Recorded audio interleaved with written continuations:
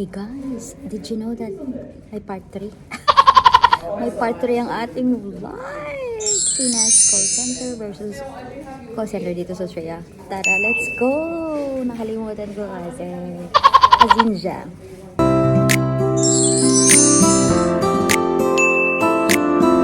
Nakalimutan ko ano.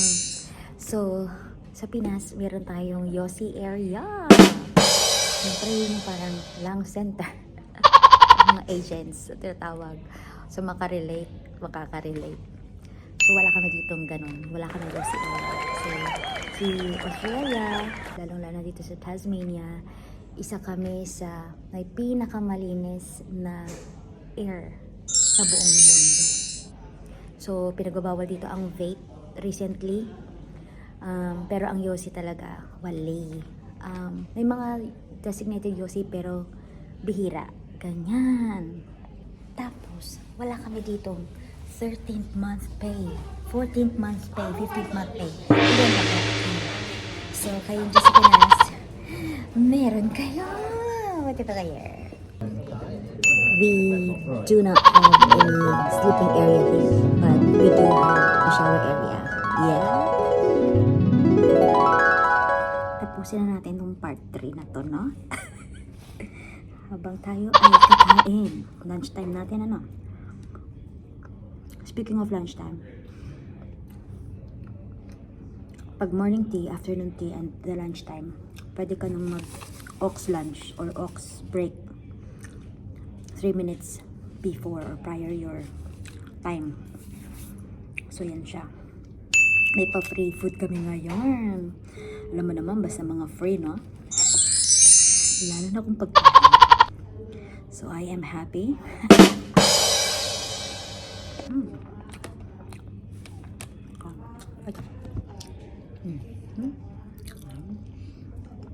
May pa-free pa na, ano, may pa-free na fruits kami every Monday.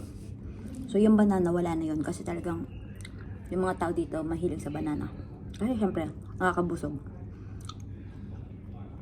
But yung mga apples, pears,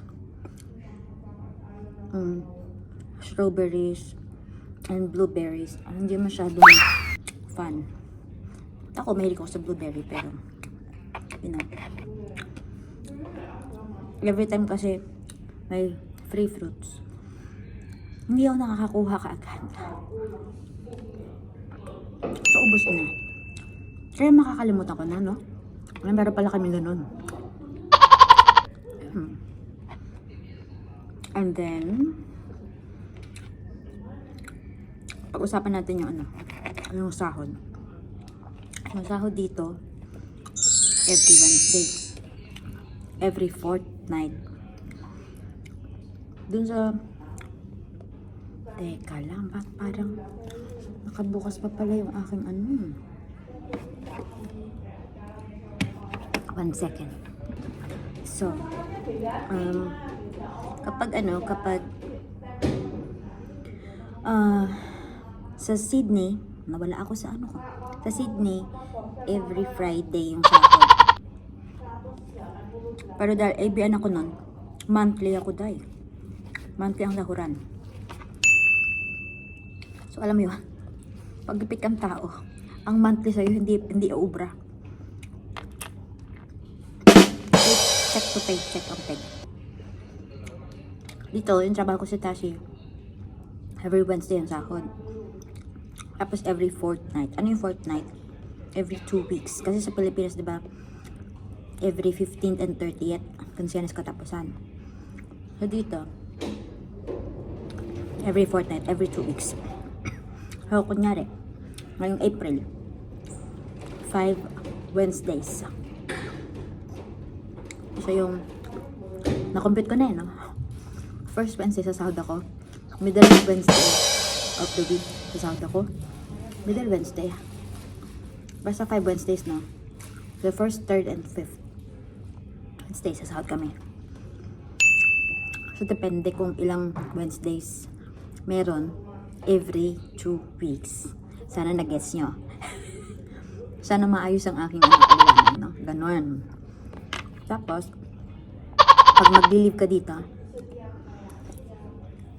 file ka ng leave, mas maaga, mas better kasi mas maa-approve. So ako, yung last year ko kasi, di ako nakakapag-leave ng leave dahil sa recreational or something na magve-vacation ako. Lahat na punta yun sa pag-aaral ko. Sa mga exams, sa final exams, kasi kailangan nandun kami, ready kami online, and it's a 1 whole week of final exam. So, yung mga review ko pa, yung mga PTEs ko pa, so nilive ko yun. So, ngayong 2025, I thought I can apply for leave for my birthday sa March. Sarado na, bench. Hindi, wala ang available. Sabi sa akin, sorry, Miss Anna, you can just like select, choose another date or dates. Naka-choose naman ako April. So, salamat. Hindi, kasi may training kami. Upskilling. Kailangan ng mga tao. At walang pwedeng mag-leave. Mag-take ng leave. So, ayan.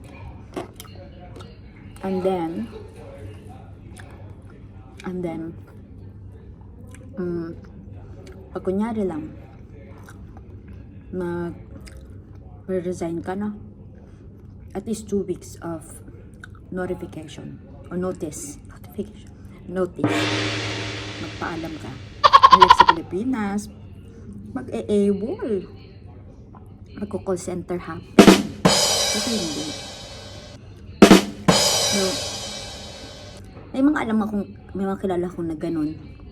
Pag-AWOL na lang, pero hindi siya kalakaran dito. Hindi ganun. You really have to give notice. Ganun. Yun lang. And then lastly, sa wakas, wala na akong nakalimutan. Tinignan ko na listahan ko. Kasi nakaranas ako ng back office. Yung nag-i-emails lang. Ganun. Sa customer. You will not receive calls. You can do outbound call. Pero no inbound call. So, sa back office, you can use your headphones, earphones to listen to the music. Kasi, besh, nakakaantok. Hindi ka nagsasalita. So, they're allowing that as long as hindi masyado malakas yung. Kasi, siyempre, alam mo naman tayo, no? Pag nakikinig tayo, gustong sulat niyo yung music, no? Ang lakas natin dyan sa sound natin, no? So, ano pa din? Respect pa din. Ganun siya, mga besh. Okay na, nakapikita sa part 3. Ako lang susunod.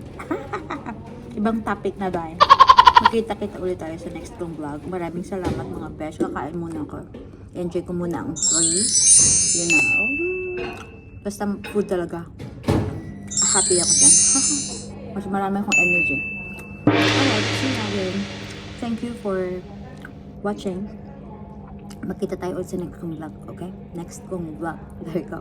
Lagi ka mag-iingat and always be good. See ya! Bye-bye!